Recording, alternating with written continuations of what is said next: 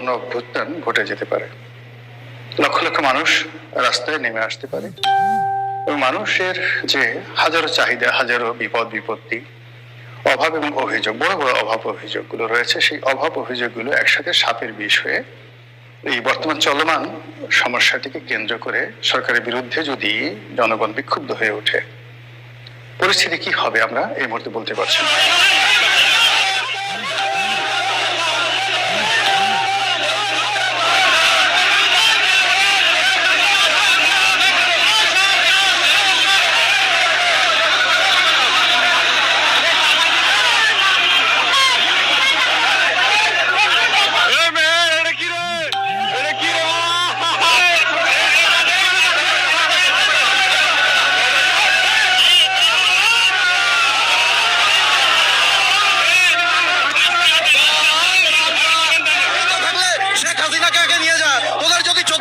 বাপের অকাত থাকে, ক্ষমতা থাকে মোহাম্মদ ইউনূসের, শেখ হাসিনাকে ভারত থেকে নিয়ে যা। তোদের সেনাবাহিনী শেখ হাসিনাকে ভারতে দিয়ে গেছিল, তোদের কিছু করার মুরদ নেই। ভারত যদি চাই 5 মিনিটের মধ্যে একেবারে পুরো বাংলাদেশ দখল করে নেবে, আমাদের ওই চিকেন নেক একেবারে টাইগার নেক বানিয়ে। রাস্তা দিয়ে হাইটা গেলে মনের ভিতরে সাহস থাকতো, যদি রাস্তা দিয়ে ভাই বোনেরাও হাইটা যায়, মানুষ রাস্তা দিয়ে আটকায় টাকা পয়সা রাইখা দেয়, এই জায়গায় কোনো এর বিচার পাওয়া যায় না। 5ই আগস্ট শেখ হাসিনা চলে গিয়েছে, আমরাই কিন্তু অন্তর্বর্তী সরকারটা এনেছি। আমাদের তার প্রতি একটা আস্থা ছিল যে সে এসে আমাদের দেশটাকে আরো উন্নয়ন করবে। আমরা সে আর বেনিফিটটা পাচ্ছি না, সে আরো ধ্বংসের দিকে ঠেলে দিচ্ছে দেশটা।